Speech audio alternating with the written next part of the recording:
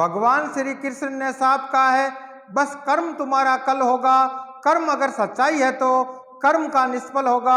हर एक संकट का हल होगा, वो आज नहीं तो कल होगा, वो आज नहीं तो कल होगा। नमस्कार साथियों, आर के प्रजापति चैनल में आपका हार्दिक अभिनंदन। आज का जो हमारा विषय है कक्षा 12 भौतिक विज्ञान फिजिक्स एनसीईआरटी का सिलेबस है और राजस्थान माध्यमिक शिक्षा बोर्ड अजमेर द्वारा संचालित कक्षा 12 की जो भौतिक विज्ञान की पाठ्य पुस्तक है, जिसका अध्याय नंबर है 6 विद्युत चुंबकीय प्रेरण, जिसका अभ्यास प्रश्न है 6.3।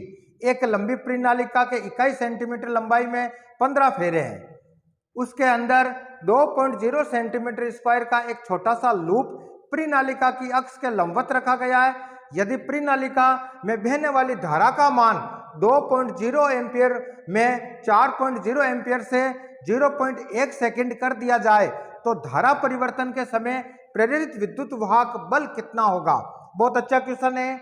नीट एग्जाम, बोर्ड एग्जाम तथा कंपटीशन एग्जाम की दृष्टि से अति महत्वपूर्ण है, इसलिए अच्छे से इसको समझना।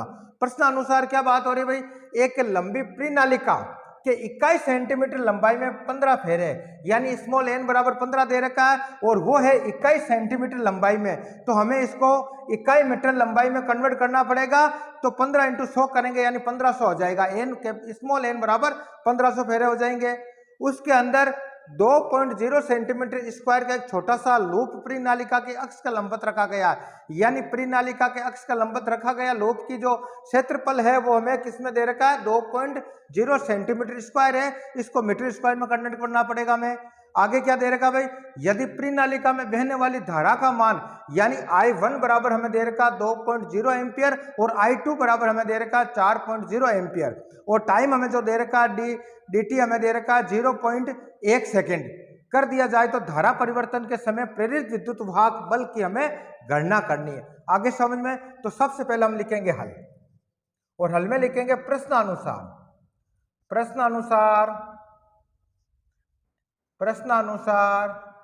एक लंबी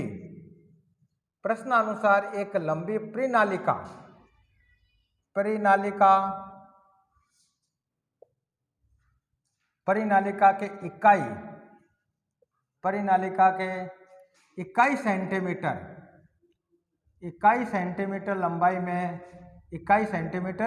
लंबाई में फेरों की संख्या ये हमें प्रश्न अनुसार दे रखा है। तो फेरों की जो संख्या है यानी स्मॉल एन बराबर हमें दे रखा है 15। आगे समझे, तो इसलिए 21 मीटर लंबाई में जो फेरों की संख्या होगी वो कितनी होगी, तो हम लिखेंगे इसलिए 21 मीटर लंबाई में फेरों की संख्या होगी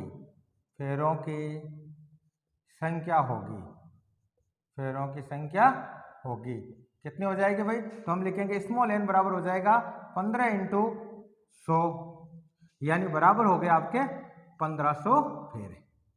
आगे समझो आपके। अब आगे हमें क्या दे रखा है, उसके अंदर 2.0 सेंटीमीटर स्क्वायर का एक छोटा सा लूप प्रणालिका के अक्ष का लंबवत रखा गया, यानी प्रणालिका के अंदर रखा गया छोटे से लूप का क्षेत्रफल हमें दे रखा है। तो हम लिखेंगे अतः लूप का क्षेत्रफल और लूप का क्षेत्रफल यानी कैपिटल ए बराबर हमें कितना दे रखा है, वो हमें दे रखा है भाई 2.0 सेंटीमीटर स्क्वायर हमें दे रखा है। मीटर स्क्वायर में कन्वर्ट करेंगे तो क्या हो जाएगा, तो हम इसको लिखेंगे 2.0 × 10⁻⁴ मीटर स्क्वायर हो जाएगा। आगे समझ आपके, ए हमें दे रखा, आगे क्या दे रखा भाई, यदि प्रणालिका में बहने वाली धारा का मान I1 दे रखा है, I2 हमें दे रखा है, तो DI का मान हमें निकालना है और हम लिखेंगे एवं धारा I फर्स्ट बराबर कितना दे रखा भाई, प्रश्न अनुसार 2.0 एम्पियर दे रखा है, एवं I2 बराबर हमें दे रखा है 4.0 एम्पियर दे रखा है। तो इसलिए DI क्या हो जाएगा, तो हम लिखेंगे तो इसलिए DI बराबर हो जाएगा I2 - I1 हो जाएगी। आगे सुनिए, मान रखो तो I2 का मान कितना है, वो 4.0 एम्पियर माइनस I1 का मान कितना है 2.0 एम्पियर, बराबर क्या आ जाएगा भाई, 4 में से 2 गए तो 2.0 एम्पियर आ जाएगा। यह मान आ गया आपके DI का। तथा dt का मान कितना दे रखा है, dt का मान हमें कितना दे रखा भाई, dt का जो समय परिवर्तन हमें दे रखा है वो दे रखा है आपके 0.1 सेकेंड हमें दे रखा है। आगे समय तो इसलिए तो हम लिखेंगे तो आते हैं क्या हो जाएगा भाई, di/dt क्या वैल्यू रह जाएगी, di का मान कितना आया, वो आया आपके 2.0 एम्पियर बटावा dt का मान कितना दे रखा है, वो आपका दे रखा है 0.1 सेकेंड हमें दे रखा है। आगे समय इसका पॉइंट हटाएंगे तो क्या हो जाएगा, तो हम लिखेंगे 2.0 इंटू 10 बटावा 1 हो जाएगा, यानी फाइनल जो वैल्यू आ जाएगी वो आ जाएगी आपके 20 और यूनिट किस में बन जाएगी, एम्पियर सेकेंड इनवर्स आ जाएगा। आगे समझे, ये हमें di/dt का मान हमें प्राप्त हो गया। तो इस समय आगे प्रश्न हमें क्या पूछ रहा है, तो धारा परिवर्तन के समय प्रेरित विद्युत वाहक बल कितना होगा उसकी हमें गणना करनी है। तो सबसे पहले हम लिखेंगे कि परिनालिका के अंदर जो उत्पन्न चुंबकीय क्षेत्र होगा उसका परिमाण हम निकालेंगे, यानी बी का मान हमें निकालना पड़ेगा। फिर उसकी सहायता से हम धारा परिवर्तन के समय प्रेरित विद्युत वाहक बल उसकी हम गणना कर लेंगे। तो सबसे पहले हम लिखेंगे तो इसलिए परिनालिका क्या लिखेंगे भाई, प्रश्न अनुसार हम जो वैल्यू दे रहे हैं उसके अकॉर्डिंग सोल्व करेंगे। तो परिनालिका में उत्पन्न चुंबकीय क्षेत्र, आगे सुन, परिनालिका में लूप के कारण उत्पन्न चुंबकीय क्षेत्र, उत्पन्न चुंबकीय क्षेत्र, चुंबकीय क्षेत्र का परिमाण, चुंबकीय क्षेत्र का परिमाण यानी B बराबर क्या आता है, हमने सूत्र पढ़ा वो होता है म्यू नॉट NI होता है। आगे समझे, तो इस सूत्र की सहायता से हम परिनालिका में उत्पन्न जो चुंबकीय क्षेत्र होगा उसका परिमाण निकाल लेंगे। तथा अब प्रश्न हमें क्या पूछ रहा है कि धारा परिवर्तन के समय, तो हम लिखेंगे अतः धारा परिवर्तन के समय, धारा परिवर्तन के समय, धारा परिवर्तन के समय प्रेरित क्या लिखेंगे, धारा परिवर्तन के समय प्रेरित विद्युत वाहक बल, प्रेरित विद्युत वाहक बल उसकी हमें गणना करनी है। आगे समझे, वो कितना प्राप्त होगा। और इसका हम जानते हैं सूत्र क्या होता है भाई, हम लिखेंगे कि हम जानते हैं प्रेरित विद्युत वाहक बल बराबर होता है -d/B/dt होता है। आगे समझे आपके, और हम जानते हैं चूंकि, हम यहाँ भी लिख सकते हैं चूंकि कि φB बराबर क्या होता है, वो B है, ये होता है आपके समझ में। अब B की वैल्यू कैसे निकालेंगे, B की वैल्यू ये हो गया भाई आपके कि B बराबर लिखेंगे म्यू नॉट NI और A हमें प्रश्न अनुसार दे रखा है, ये वैल्यू यहाँ पुट कर देंगे तो आराम से क्वेश्चन सोल्व कर लेंगे। तो प्रेरित विद्युत वाहक बल होगा, उसका सूत्र क्या होता है भाई, -d/φB/dt होता है। आगे समझे, और φB कैसे निकालेंगे, φB निकालने का सूत्र हमने पढ़ा है वो होता है कि B × A होता है। आगे समझे, तो इसको इस प्रकार भी लिख सकते हैं, देखो -d/dt कर देंगे और φB का इसके स्थान पर लिख देंगे B.A हो जाएगा। आगे समझे, और B निकालने का सूत्र क्या है कि B निकालने का सूत्र होता है म्यू नॉट NI, और यहाँ जो I है वो डिफरेंस I है, यानी जो धारा परिवर्तन है वो हमें DI निकालना पड़ेगा, तो DI की वैल्यू यहाँ रख देंगे। अब आगे देखो क्या हो जाएगा, तो हम लिखेंगे -d/dt हो जाएगा, और यहाँ हो गया B के स्थान पर क्या लिखेंगे भाई कि म्यू नॉट N और I के स्थान पर लिखेंगे DI। आगे समझे, इंटू A हो जाएगा। आगे सुन, अब जो संख्या को डिफरेंस के उधर रख लेंगे और बाकी जो संख्या कांस्टेंट उसको इस साइड में ले लेंगे, तो क्या आ जाएगा, देखो भाई सूत्र जो बन जाएगा वो हो जाएगा, तो हम लिखेंगे -म्यू नॉट NA आ जाएगा, और डिफरेंस में आपका आ जाएगा d/di/dt हो जाएगा। आगे समझे, तो ये इस प्रकार जो प्रेरित विद्युत वाहक बल होगा वो फाइनली सूत्र हमें बन जाएगा कि हम निकालेंगे -म्यू नॉट NA और ये हो जाएगा di/dt हो जाएगा। तो इस सूत्र की सहायता से धारा परिवर्तन के समय जो प्रेरित विद्युत वाहक बल होगा उसकी गणना निकाल लेंगे। अब di/dt की वैल्यू हमने कितनी निकाली कि वो वैल्यू हमने निकाले 20 एम्पियर सेकेंड इनवर्स हमें प्राप्त हुआ, ये वैल्यू यहाँ रख देंगे। आगे समझे, तो आगे इसको सॉल्व करेंगे तो क्या हो जाएगा भाई, देखो तो हम लिखेंगे प्रेरित विद्युत वाहक बल बराबर हो जाएगा कि -म्यू नॉट NA di/dt होता है, और परिणाम में जो विद्युत वाहक बल लेंगे प्रेरित वो निकाल सकते हैं, वो उसको इस प्रकार ले लेंगे कि वैल्यू प्लस में आ जाएगी।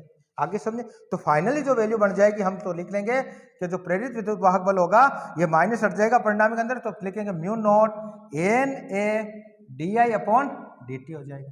अब इसमें इसकी वैल्यू पुट कर दो, कर सकते हैं आराम से। अब देखो क्या हो जाएगा, म्यू नॉट का मान कितना होता है कि 4 पाई × 10⁻⁷ होता है। आगे समझ एन का मान हमें कितना दे रखा 1500, तो हम 1500 लिख देंगे।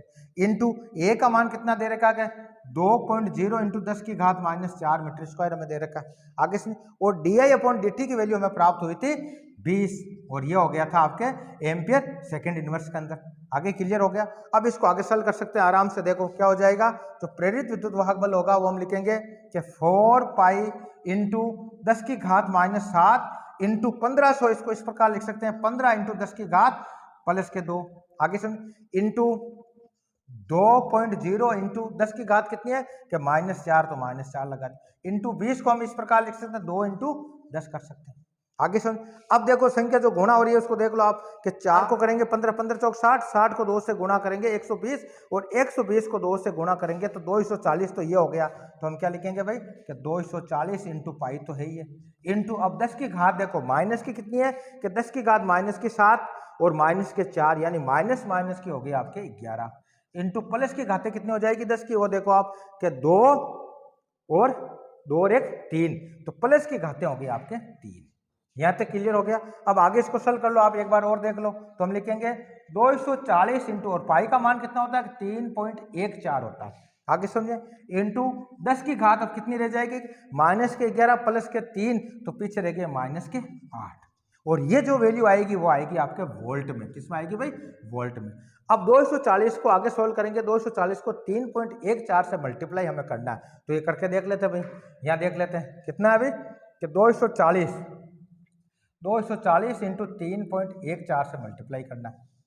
पहले ये हो गया 0, 400 को 4 से मल्टीप्लाई किया 16, बच गया 1, 4 दूनी 8, 1 9, ये क्रॉस लगाए 1 से मल्टीप्लाई करेंगे 0 4 2, डबल क्रॉस आ जाएगा। अब देखो 3 से करेंगे तो ये आ गया 0, फिर 4 3 12, बच गया 1 और ये हो गया 3 दूनी 6 1 7, इनको जोड़ो आप 0 6 और ये हो गया आपके 13, बच गया 1 5 और 7, पॉइंट लग जाएगा 2 के बाद 1, तो ये हो गया 753.60 आ गया। तो ये वैल्यू हम यहाँ लिख सकते हैं। तो प्रेरित विद्युत वाहक बल हमें प्राप्त हुआ कि 753.60 इंटू 10 की घात -8 वोल्ट। अगर मैं पॉइंट ये यहाँ लगा देता हूँ तो 10 की घात -6 हो जाएगी, तो इसको इस प्रकार भी लिख सकते हैं कि 7.5360 इंटू 10 की घात -6 और यह आ जाएगा आपके वोल्ट में। तो प्रेरित विद्युत वाहक बल हमें जो प्राप्त होगा वो 7.5360 इंटू 10 की घात -6 वोल्ट होगा। और ये 10 की घात -6 को हम माइक्रो लिख सकते हैं, तो इसको आगे इस प्रकार भी लिख सकते हैं कि जो प्रेरित विद्युत वाहक बल होगा वो हम लिखेंगे 7.536 माइक्रो वोल्ट आ जाएगा। आगे समझे। तो इस प्रकार आज के वीडियो के अंदर हमने कक्षा 12 भौतिक विज्ञान का जो अध्याय नंबर था 6 विद्युत चुंबकीय प्रेरण, जिसका अभ्यास प्रश्न 6.3 को सॉल्व किया। कल के वीडियो के अंदर अगला क्वेश्चन सॉल्व करेंगे। धन्यवाद।